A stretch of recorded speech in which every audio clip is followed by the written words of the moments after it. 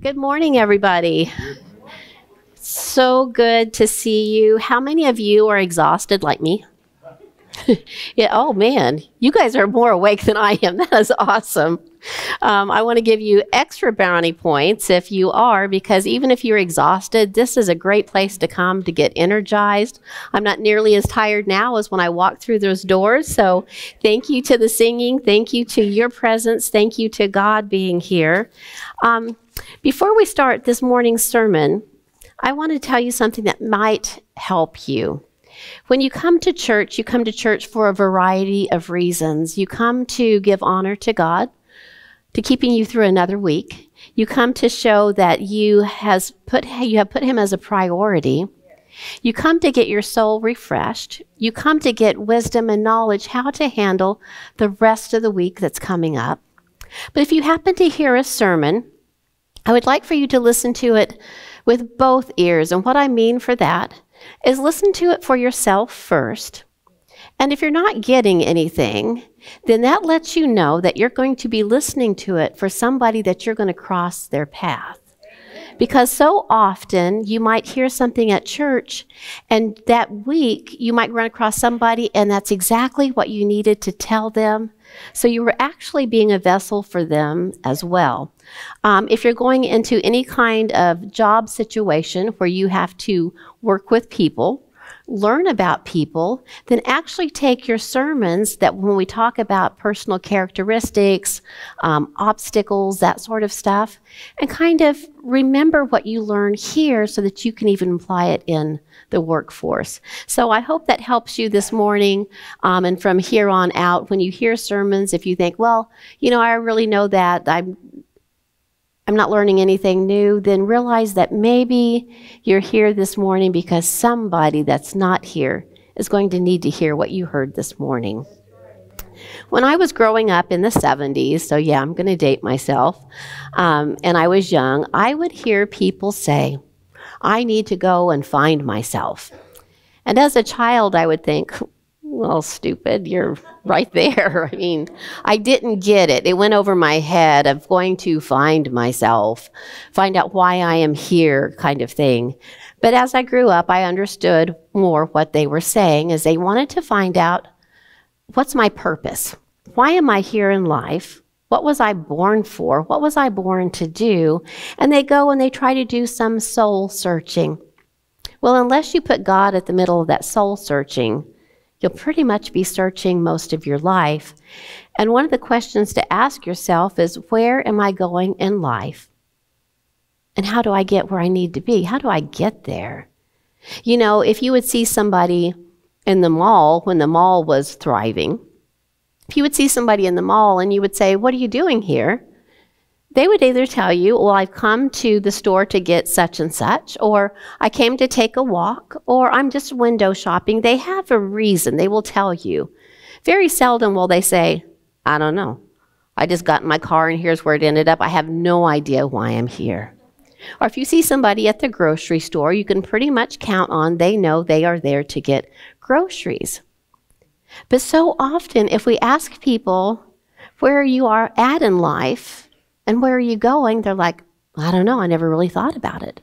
I just get up and I see where life takes me and I kind of just go with the flow. Well, we're kind of missing our purpose. So how do you find your purpose and what you were born on this earth to do? Now you might think, well, I think my purpose days have passed me by. I think I missed my early purpose. Well, perhaps you missed your earlier purpose, but you're still here. That means there's still things for you to do, so you still have a purpose at the exact season that you're at now. And if you haven't lived with a purpose before, then this is a great opportunity to get on board. But let me tell you how you find out what your purpose is. The first thing that you have to know about your purpose and why you're here is that God is the reason for your existence. It wasn't just a mistake. It wasn't just an evolutionary story. You were born for a specific reason, and you were placed here on this earth for a specific time. So since he's your creator, he's the one that knows the reason that you're here. So to try to find your purpose without including him, you're going to miss it every time. The Bible says to know that the Lord is your God. That's critical. That's your first step of even finding out what you're supposed to do in life, is to realize that he is your creator. He created you. He knows you better than you know you. He knows exactly what you need, and he knows every talent and ability and interest and passion that he's put into your life, and it's there for a reason. We didn't make ourselves. God did. And so, whether we like it or not, we don't belong to us. We actually belong to him. So to find out your purpose, you have to understand that God made you for a purpose, and you're his. You are his creation. It's like when parents decide to have a child to love, raise, and have a relationship. God did the same. He wants to love you. He wants to teach you. He wants to share life with you. And that's why he made you. You were born out of love. That's a great feeling. You were wanted by him. But there's so much more. He also gave you your gifts, your talents, and your abilities, and he wants you to develop those and put them to use in ways that will serve him, help his purpose, help others, and fulfill you. You don't get left out of the picture. Well, you might think, well, I'm going to give up my life to him. What about me? Oh, you'll have more fulfillment in your life than you've ever had compared to trying to do life without him. He actually wants you to enlist into his army and serve him and do whatever needs to be done on earth. It's sad to say that some of the people, they never question why they're here or their purpose unless someone asks. Others, they'll come up with their own purpose. They will decide what they want to do. They will decide what will make them happy when they achieve it. And then they achieve it, and there's still this void, there's still this emptiness. I heard some athletes say that their goal was to get to the Olympics, and they made it. And then their goal was to win a medal, and they did that. And then their goal was to win a gold medal, and they did that.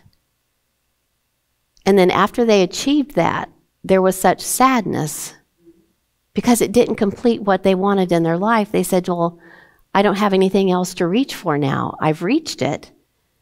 And I still have so many years left in my life. What do I do with the rest of my life? Well, that's when you have your own goal, not God's goal. But I don't want you to think that you're going to lose out on your dreams, because if you put God in the picture, he will actually give you dreams and desires to pursue, and then you will have fulfillment in your life. To know your purpose, we have to look to him, because if not, we'll never discover what we were born to do. The second thing that you have to do to discover your purpose in life, discover where you're going, is you have to surrender it to God and allow him to show you the way. See, he made you, and since he made you, he knows what you're made for. He knows exactly what needs to be done in your life. And when you're following him, you will have such peace. I'm not saying it's going to be a bed of roses, but there's something about, even if hardships come, if you know for a fact that you're in God's will, it gives you a sense of peace because you have trusted him to take care of you. So you have to surrender and allow God to show you the way. The good thing is he wants what's best for you and I. He'll show you the way. He's instilled passions and desires to lead you to your destination because he says, you're my hands, you're my feet. You're my voice. So follow me and I will show you the best. He's given you specific things on earth and he's given you the ability to do certain things. But the good thing is he doesn't want you to feel like a servant or a slave. He actually wants you to enjoy the journey. But he wants a child that will do his bidding as he pleases. And with him, no good deed goes unnoticed. Every small action of kindness, every smile, every word of kindness that you do, it's not lost. He notices it, and he will reward you for it. God wants you to celebrate life, and he wants you to enjoy life. That's a good father. Every good parent wants their child to succeed and be happy. They're proud of their accomplishments. That's what God wants for you. He wants you to succeed in every area of your life that pleases him when you're happy. The Bible says that if you will follow him, he will tell you every step to take. Now that's good. It's great when we have a GPS, but what happens when you've lost your service? But with him, you won't ever lose your service unless you quit listening and paying attention. He will tell you every step of the way to take. We actually have it pretty easy. But the Bible says that, and this used to confuse me, and now I understand it, but it says that you have to give up your life and you trade it for his life. It will be better, much better. Maybe not easier, but much better. And now that way he's on the throne and he's ruling and guiding instead of us trying to navigate our life. If you're going to try find your true purpose for being on earth, it begins with turning it over to God. See, God's made an investment in you. He's put time, effort. He's given you gifts. So when you offer up your life to him, he knows best what to do with it. So often we're confused in life and we don't know which way to turn. We've got ourselves in a mess. And the first thing that you can do is surrender it over to God and trust him because he loves you. If you do that, he will show you the most fulfilling life you can live, the one that was designed just for you. That's pretty cool. But to find it, you've got to give it up to him.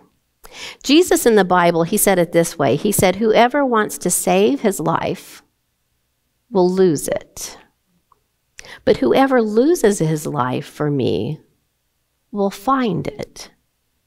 Now it makes sense to me. What that means is to take your wants and your desires, lay them down and say, God, I want you to give me the wants and desires that you desire from me.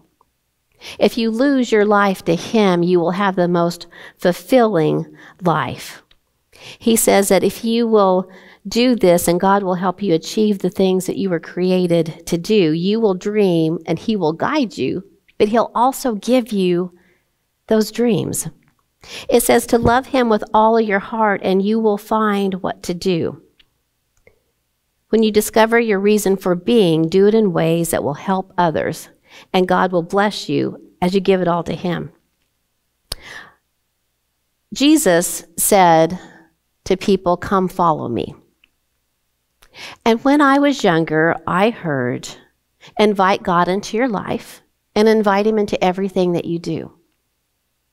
And that was right, but it was missing a part.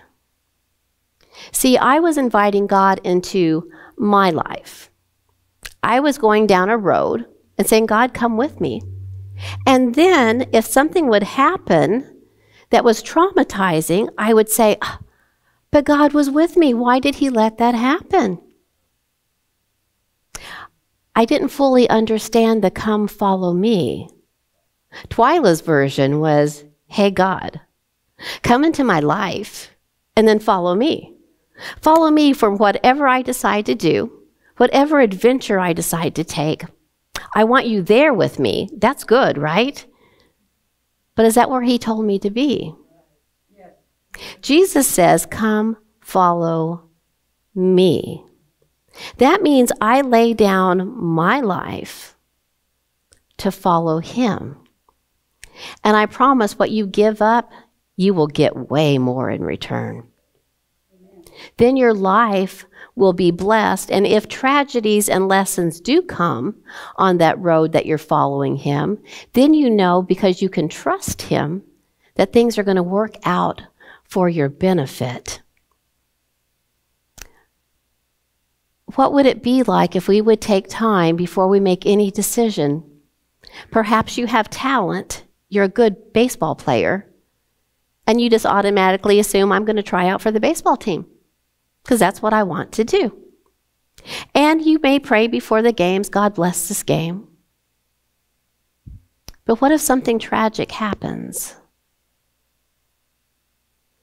What if, before you tried out, even though you have the talent, you prayed and said, God, is it your will that I play baseball this season? Guide and let me know. Maybe it would be a no because it would keep you from that tragedy that was going to happen in that season that you had no idea was coming up. See, it takes a lot of the self-doubt, the criticism out of the picture if you put God's will in it. You might say, well, every single door that I try to open, it just closes on me. Well, ask, God, is that the door I'm even supposed to be opening? Am I even supposed to go through that door? Or is it closed for a reason? And rather than feeling bad that you can't get through that door or get that job or get that promotion, because that's what the devil wants you to do. It's all about you, right? It's all your fault that you're not succeeding in these areas. Ask God, God, is this where you want me to be?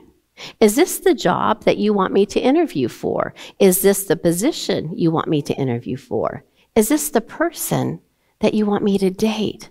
Why do we not use what's at our fingertips? But instead, like natural human beings, we get stubborn. We come up with our own thoughts, our own ways, and go, yep, that feels good. Even the devil will use that in your Christian walk. I got to be doing his stuff. I got to be doing that. I got to go here. I got to do this. I got to raise this money here. I got to do this. I got to do this one over here. There's a need over here. I got to fulfill it. I got to be all these places. Did God tell you to do it? Or did you just think, I think that's what he would want me to do? Yes, he wants you to do good, but if you are spreading yourself so thin, how much good are you actually doing? And is it actually shining a light on him? Or do we get so tired doing all of our good activities that your home life suffers? That your children don't get to see their parents because they are busy about the Father's business doing his missionary work? Pray about it. If it's God's will, then God will give you the energy to do what he wants you to do. And things won't suffer. You won't feel like you're having to spin all these plates at once and be all these different places and do all these different things. While they may be good, the enemy will use that to your detriment, because what happens? You get burned out. So many, and I don't know any other way to say it, it's just a fact, so many people that abuse substances, they go overboard with it. That's why they get addicted. It becomes what they think about when they wake up. It becomes what they think about when they go to bed. Everything revolves around when is going to be the next time. It is their main focus in life. And then, if they're lucky, they will get delivered from it. They will burn out from all of that and go, all right, that's it. I'm done. I'm not going to do that anymore. And they will find a way to get themselves clean. And lots of times, they will find the way to get themselves clean through God, which is amazing, and that's how it should be. But what we need to watch out for is how overboard and out of balance they were on this side. They can do the same thing over here with God.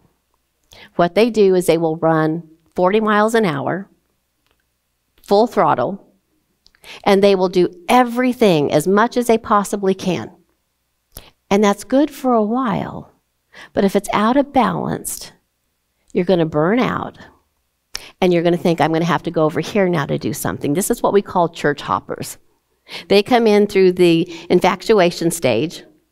Oh, these people, these are the best ones. This is the church. I found the perfect church. You will not believe it. The feeling when you walk in, the people that are there, it's awesome. It's amazing. It's great.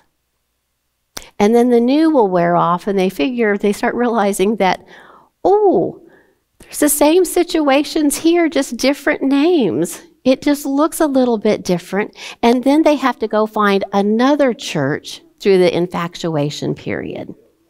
And so what happens with that is they never find their purpose completely. They never feel complete. They never feel fulfilled. It is for a little while, but then we go somewhere else. So you say, so what's the issue with that? What's wrong with that? Well, what's wrong with that, if you truly want to be in God's will, you pray about where you're supposed to go. And if it's not supposed to be here, it's not supposed to be here. You have got to go where God leads you to go. I had promised myself when I first took over the pulpit, I would never, ever, ever talk somebody into staying in this church. Reason is it doesn't work. If you had to have that conversation, then they already have one foot out the door anyway. You're just going to delay ripping off the Band-Aid. Pray about where you're supposed to go. Where do you fit? Not what fulfills me the best, because maybe your purpose in life this time is to fulfill those that are you're here with. But find where you're supposed to be at church. And then when you find where you're supposed to be at church, then give it your attention. Give it your all. But what happens when we church hop and we come in and we give 1,000%, and then the new wears off and we go somewhere else, what we've done is we can become a stumbling block to some other people. So ask God. And if you haven't, if maybe you've just come here because you've always came here. Maybe you just come here because this is where your parents drag you. Maybe you just come here because it's easy. Ask God, am I supposed to be here? Is this the church that you have for me? Now, that's brave for a pastor to say. I'm just saying. You're not going to have a whole lot of other pastors say something like that. But you need to be where you feel that God has planted you. And then you are that much closer to fulfilling the purpose that He has for you, to be a shining light and to invest in the ministry of that church. So I'm saying all of this just to say, if you felt like you've wandered most of your life, ask God, what is my purpose? What is my purpose? Jesus, I want you to be Lord and Savior, meaning I'm going to follow you. I'm going to quit asking you to come along on everything that I decide to do. Because see, if you have enough time to say that, you have enough time to say, God, if it's not your will, stop it. Show me. God, I want your will. Is it your will? And I've gone as far as, God, is it your will that I have this meeting today? God, is it your... And I know maybe that sounds goofy, even if I'm supposed to be calling somebody to have a conversation. I'm like, God, is it your will that I call right now? Why do we not use Him? You have the almighty, all-knowing, all-capable Creator. And He's as close as a thought and a whisper away. Why do we not think to include Him in our day-to-day activities? It makes life so much easier. How many of you, myself included, will have that little thought or that tiny voice that will say, oh, don't do such and such or do such and such. And you'll be like, nah, what was that all about? And you'll go ahead and you'll do it or not do it. And then at the end of it, what will you say? Oh, I knew it. I should have listened. And I had mentioned before that God will test you on that just to see, can I trust you? If I can't trust you with little things, how am I going to trust you with something big?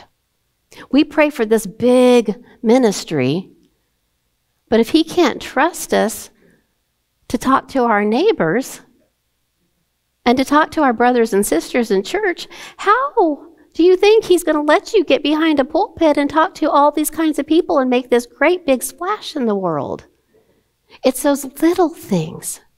So what he would do with me, and it was embarrassing, is I would have these silly little thoughts, and I would ignore them.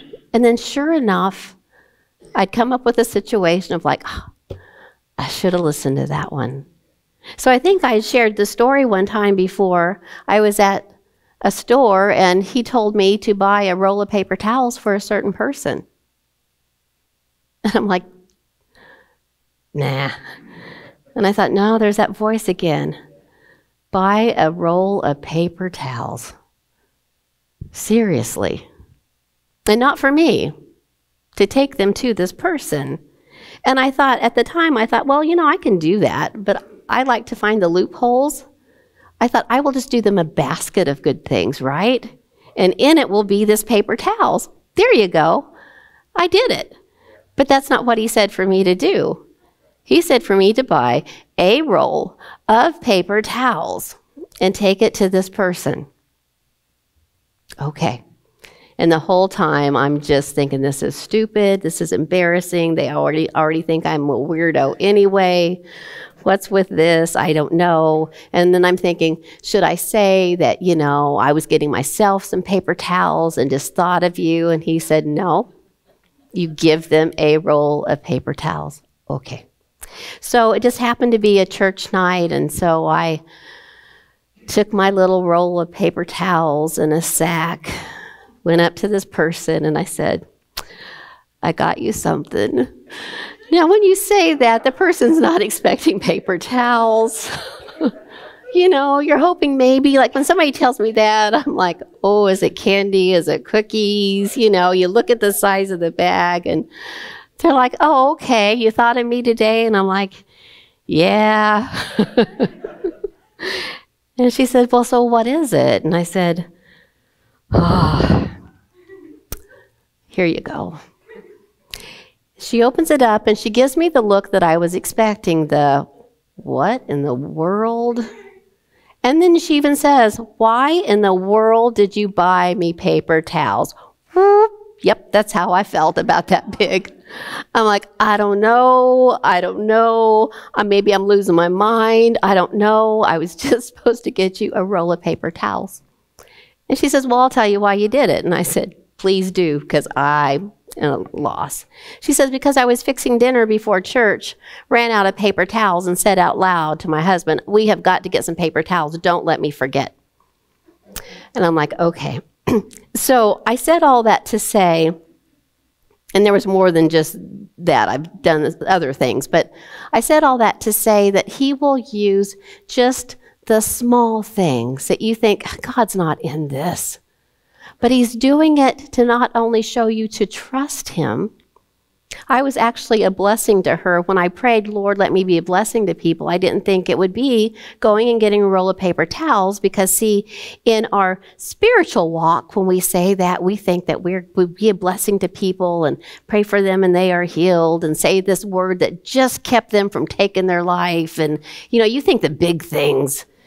You don't think, I will be the vessel to buy the paper towels when they're out. But that's what God wanted me to do. So God will use small things. Don't discount them. So what that tells me, and I really love this about him, he cares if you need paper towels or not. So if he cares if you need paper towels or not, don't you think he cares if your heart's broken? Don't you think he cares if you're confused, if you're frustrated? The God that is so big overwhelms me with how intimate he can become in your details of your life. I'm going to share just one other of a small thing that he used that again just made me amazed at how much he cared. And the enemy will tell you, you're just lost in the crowd. God didn't hear your prayers because you didn't feel anything. God didn't hear your prayers because it didn't get answered. Oh, the answer came before you prayed, but it has to come at the right time. So see, the minute that you prayed, he released it. He released his angels. But he has to wait till the time is just right. He's not going to pull out the cake before it's done. He's going to serve you the best. And so this was several years ago, and I was at home, and it was around Christmas time, and God told me, he says, tell your brother that you will wrap his Christmas gifts for him. And I thought, okay, I never really thought about that. Usually he was here it's in the Walmart sack, here you go, Merry Christmas, Happy Birthday. And that's just what guys do. That's normal. And I thought, well, okay, I will. And that afternoon, before I went to pick up my daughter from school, my brother pulls into the front of my house, and he walks up the driveway, and he has Walmart sacks. And I open up the door, and he goes like this, and I said, did you want me to wrap your Christmas gifts? He says, yes. I wanted them wrapped this year, and I was at Walmart, and I thought I would just come by and see if you would do it. And I said, I've already got the wrapping paper. We're good. Yeah, bring them to me. And what it did is it amazed me again that he cared about if your packages were wrapped. That's a good parent. A good parent will usually ask, did you get enough to eat? Are you hungry? Do you need something? They care about the little details. Is it time for a new toothbrush? You know, that sort of stuff. So God cares about the big things in your life. But he's so amazing that he wants even the little things that really doesn't make a difference in the salvation scheme. Wrapping those Christmas gifts didn't save a little child over in Ethiopia. But it made my brother's life easier. And that's what God's about. He wants your journey to be enjoyable. He wants you to achieve dreams, but he wants you to ask him, give me those dreams.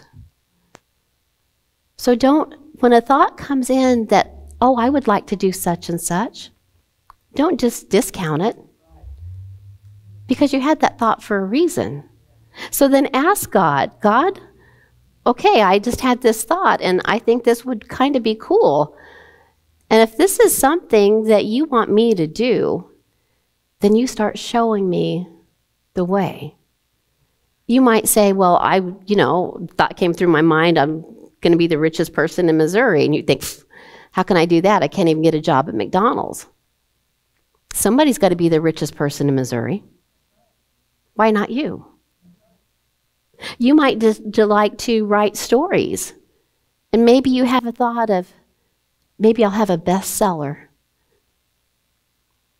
And the devil will say, oh, not you. Your stories aren't that good. You're not that good at writing. How would you even get started? And what he did is he put out that dream that God gave you. Don't discount. You might say, well, I'm older in years. I can't accomplish my dream. I just read about a lady who was 80 years old, and all of her life she had wanted to be on TV. And at 80 years old, she decided, you know what? They can just say no. So she got herself an agent, and she ended up being in commercials and in the movies, and she made a heck of a lot of money. I read about another lady at 85 that decided to start a business, and she's now a multi-millionaire. If you're still breathing, God still has a purpose for you. It may be a different purpose than when you were a teenager, but he still has a purpose for you. So to recap before we finish, what do you do? First of all, you ask God. And then you surrender your life to Him and you trust Him to lead you. And rather than saying, hey, God, come follow me, follow after what Jesus says. And I promise it will save you a lot of heartache, a lot of disappointment. And the heartaches that do come, they'll come to be actually a benefit to you. One example that I can use that might help you is maybe you've gone through some horrible, horrific things in your life and you were a victim. But God, if you give that to God, God will turn that around and you may be able to set others free by hearing your story. He may have given you a horrific story, and because of this horrific story, giving it to Him, you may feel led to write about it. And it might become a bestseller. It might become a movie someday to help other people. So whatever you go through in your life, if you've asked God to show you and walked in His path, even if something bad happens, you can trust Him because of His word, that He's a good and loving parent, and He'll work it all out for your best. I pray that you enjoy this journey, and I pray a million blessings upon you for being a blessing to others. God bless you.